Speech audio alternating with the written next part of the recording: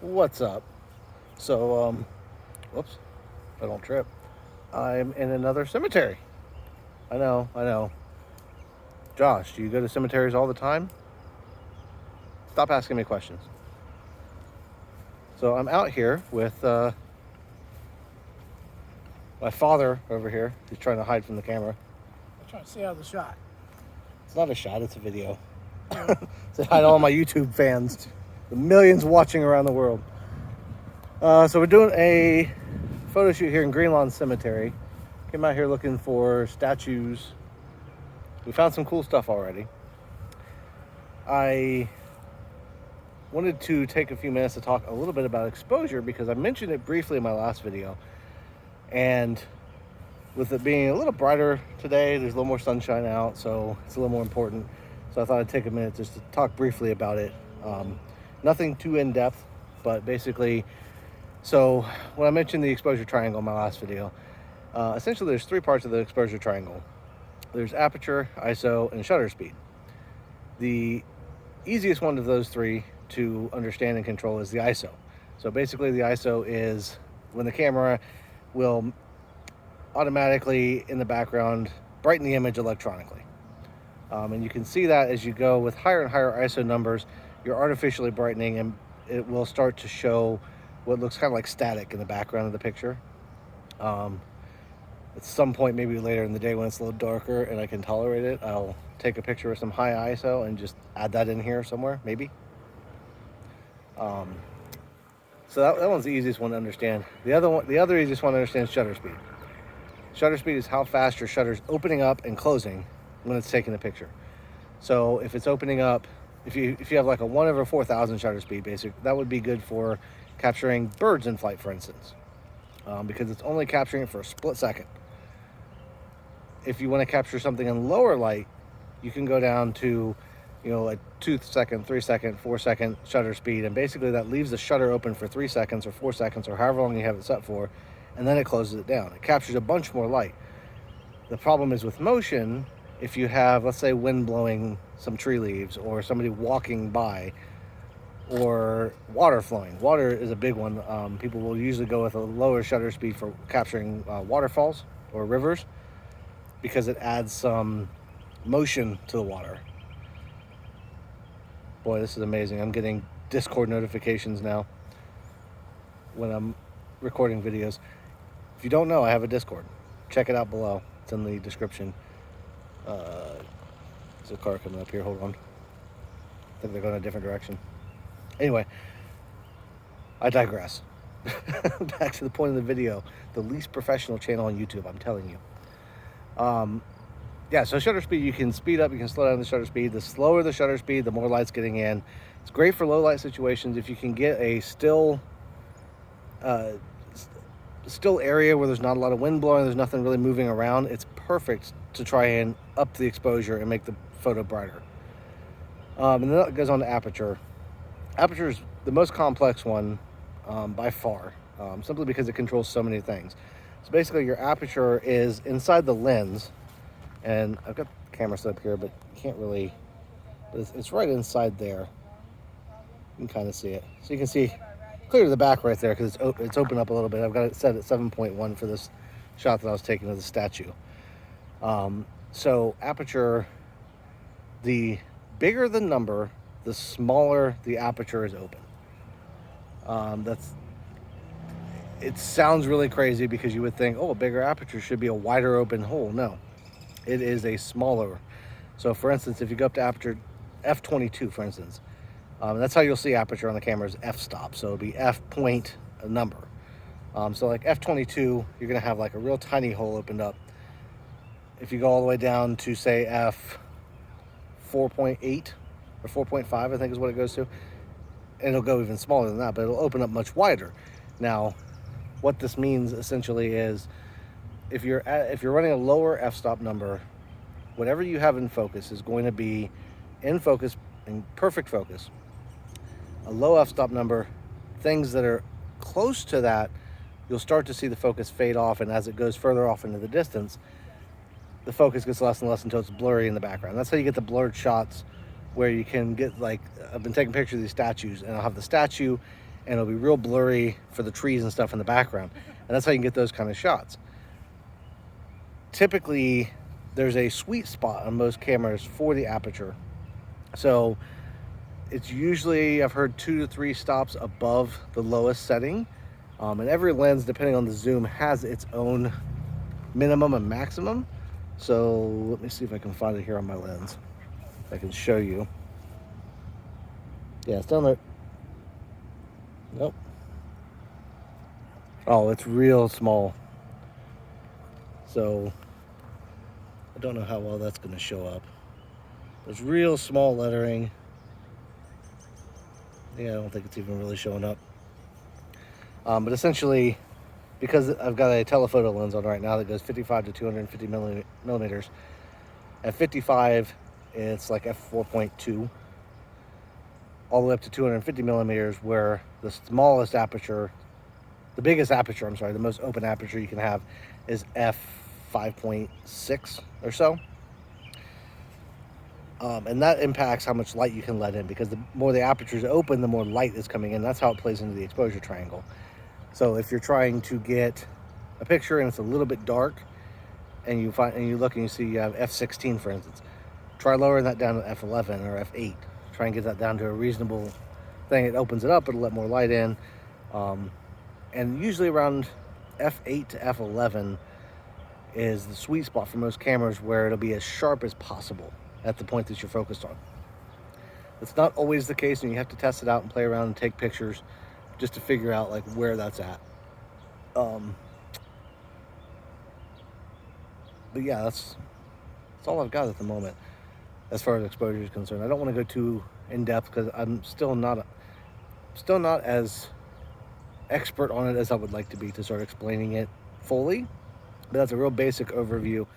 And usually what I'll do is I'll focus on the shutter speed. If I'm capturing, something like a statue, I know I can usually go with a pretty low shutter speed if I really want to. Typically, the best thing for the most sharp images is going to be to take your zoom. Can't think of the word for it. So if you're at 100 millimeters, let's say, you want to try to go for a 1/100 shutter speed at least. I usually try to go a little bit above that, just because especially if you're hand holding, because that way it stabilizes everything, keeps it all neat and tidy. But I'll focus on the shutter speed. I'll lower the shutter speed way down to try and let in more light if I'm in a low light situation.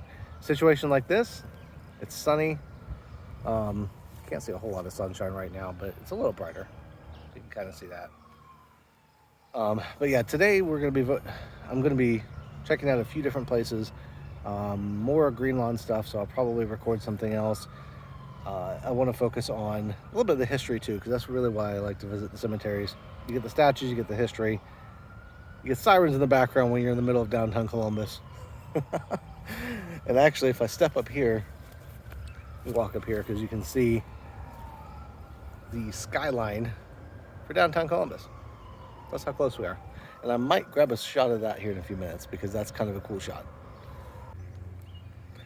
All right, re-recording this because I'm an idiot and was on the camera setting, or the photograph setting instead of the camera setting. So I'm going to start this over again. What I was saying was, this is a prime example of why it's great. And of course, now there's a helicopter flying above. Amazing. It's a prime example of why it's great to come out to local cemeteries and check out some of the history. So this right here, you can pause the video and read this. I'll try and get it in shot here. You can pause the video and read this. Basically, it's the story of George Blunt. He was 5 years old in 1873. He died on February 14th. He fell down the stairs and hit his head on a banister on February 7th, 1873. And he wound up dying. And ever since then, there's been people that have come out here leaving toys for Georgie, that kind of stuff. He's one of the most famous people here, buried here. And that's including presidents and governors and celebrities. And Georgie is still one of the most famous, even though it's really not much. He wasn't like any kind of significant person. He was just a little boy that died. But people will come out here and they'll leave toys. That has been changed, and management, cemetery management, has asked people to leave toys in a box at the front office now. And what they'll do is they'll donate those toys to children's charities in Georgie's name. So that's a really good example of why it's great to come out and check out the cemeteries and see the history, and get some great pictures. I mean, you can see this right here. We've got a couple pictures of the statue here. There's a stigma around going out to cemeteries, I think, especially when there's airports above and there's planes flying overhead. Planes flying right through the clouds. Now that the plane's gone, there's a certain stigma that surrounds cemeteries. I think people see people at cemeteries with cameras and recording equipment, and they're like, "Oh, these people are out here looking for ghosts," and whether you believe in afterlife or ghosts or spirits or whatever, cemeteries are a historical place full of stories. And what's really great about that is if you're any kind of artist, photographer, you're trying to tell a story. And when you come out to a cemetery, you get stories of people like Georgie that most people know Georgie's story, at least in the local area. It's pretty popular, it's pretty well known, especially if you've been to Greenlawn Cemetery. But there's a lot of people out here who nobody knows their story. And you can tell their story through photography, or you can just check out the statues and the beautiful artistry that's out here. The difference in sections of the cemetery, like we're in Greenlawn, we're in one of the older sections right now. There's a lot of people buried here from the 1800s. And as it goes that way, it expands into more present day, and there's newer stuff. But this is where you find a lot of the old, really cool looking statues. Definitely worth, if you are into photography, if you're into trying to find something to do, to take pictures of something interesting, I highly encourage you to hit up your local cemetery. Go check out even small ones, big ones. Every city in America has at least one cemetery, because they all had to bury people somewhere. So it's something to go check out. And later on today, the plan right now is to go check out another one, which will actually be a really cool story I'd like to tell later on. There's a video that I've already made on the channel about it, so that's a little hint. I'll probably upload that on a different day, but I'll link the two videos, so stay tuned for that. Otherwise, we're gonna do a little bit more driving around here and checking things out, and then I'll probably add something else on here at some point. I mean, I'm trying to get as much video as possible today, just because it's a beautiful, nice day to be out, and I need to start getting some more stuff for the channel, because I don't have anything really on here, in case you hadn't noticed. But if you like the video, that tells me that you're enjoying the content. So if you don't mind taking a second just to hit the thumbs up button there, that would be greatly appreciated.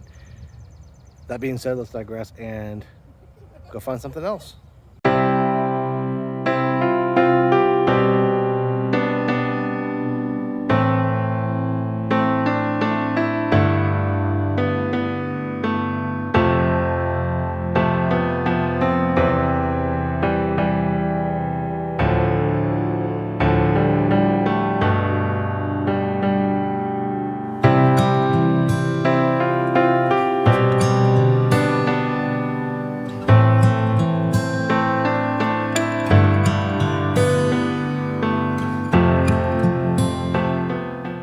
We're up at the Maple Grove Cemetery. I don't remember the name of the town.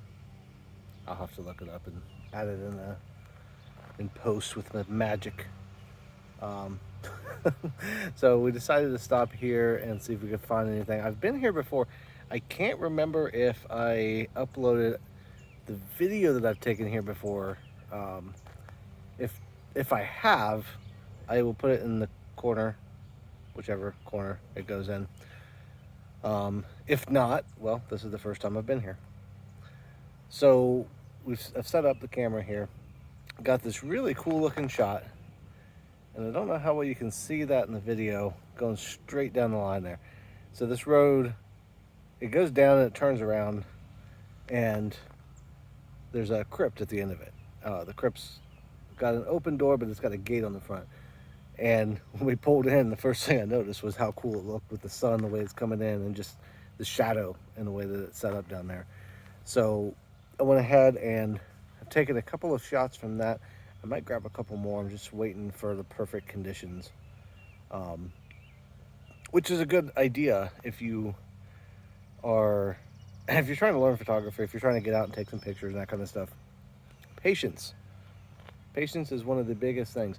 We've driven around to multiple places. I've been looking for just the right thing. I've taken quite a few photos on the ride over here. We actually stopped at, there's a railroad train passing, and so I got some video of that, got some pictures of that, and I think that the trucker behind me that was coming up thought I was crazy because I got out of the car like a madman and ran up to grab a picture of the train as it was coming by. And sometimes that's what you got to do. So you'll find yourself out and about, and usually, whether you're planning to take pictures or not, it's usually a good idea to keep your camera with you. If you're using your phone for pictures, it's great. You probably always have your phone with you. If not, if you have a separate camera like I do, you want to take the camera with you because you never know when something's going to happen that you're going to want to take a picture of. Whether that's stopping somewhere specifically for a picture, or something like I wanted to get a picture of the moving train going past us as we were sitting there waiting. So you got to make sure to always be ready to take a shot. And it doesn't always have to be a perfect shot. It doesn't always have to be something great. And it could just be like a 5-minute stop on your way home from work. You stop at a park somewhere and just grab some pictures, or a cemetery if you're like me, and just grab some pictures to get that practice and to try out different exposures, to try out different lens lengths depending on what kind of lens you have. Even if you have a kit lens that comes with the camera, most of those I think are usually somewhere between like 18 and 55. At least that's what I got with my Canon. Can't say for sure what anybody else puts out there, but yeah, so you should have at least a little bit of zoom with your kit lens. So practice getting different zoom, different angles, find things that you wouldn't normally think to take a picture of. And another thing with cemeteries, like you wouldn't normally think to take a picture of something in a cemetery. Find something that you wouldn't normally take a picture of and try and make just a perfect shot of it. It'll get you good practice, and it's worth your time, especially if you're trying to get better and improve. The cemetery is kind of cool. One of my favorite things about it, I think, is just the age, because there's an old pioneer cemetery right over there. People buried from the 1800s, some of the first people that settled this area in Ohio. They put it out there. Unfortunately, a lot of the headstones are degraded. And that's another thing, is like, it's sad to see as you go out, especially you get some of these more remote areas where there's smaller cemeteries, maybe they aren't used as much anymore, how worn down they get. And some of it's vandalism, some of it's people just coming around and destroying things, but some of it's legitimately just age and time. There's historical societies that are working to preserve some of these older cemeteries. I know in Ohio there's a couple. There's one in particular that I'm in their group on Facebook. I'll have to get the name of it later. Great for preserving history, great for keeping the legacy of all these people who have passed away, and then retelling their stories, keeping track of who they were. If you've ever gone to a genealogy website like Ancestry.com, there's a lot of information that comes from those kind of places to help you trace your family lineage. So all of that's good stuff to preserve, and that's kind of another reason why I enjoy coming out to cemeteries. Is it's a chance to preserve that history, and at times maybe it's finding out, seeing a headstone and finding the name on it and seeing it's an older one and going home and researching it. One of my favorite pastimes is digging through old newspapers, because there's thousands and thousands of newspapers online from all over the country, and you can get on and you can search for newspapers from like the 1800s. You can read. It's fun to read some of the stuff that was going on, because there's so many similarities between the past and the present. And a lot of times we forget that and we don't see that because we live in the moment, we live in the present. Um, Thankfully, there's nobody coming up behind me. We've had 2 or 3 cars enter this place since we got here. Um, you can see wife hanging out over there. She's looking for something to take a picture of. She's got a Polaroid. I'm not talking about you. She got a Polaroid that she takes pictures of, and then she'll take those pictures home and she'll try and draw them up. Something she's trying to learn. Since I'm learning this as a hobby, she's learning her own thing as a hobby, and we're doing it together, which is nice that we can get out and actually do that kind of stuff. Feel really lucky for that, but yeah, I was waiting for maybe a little bit better lighting conditions here.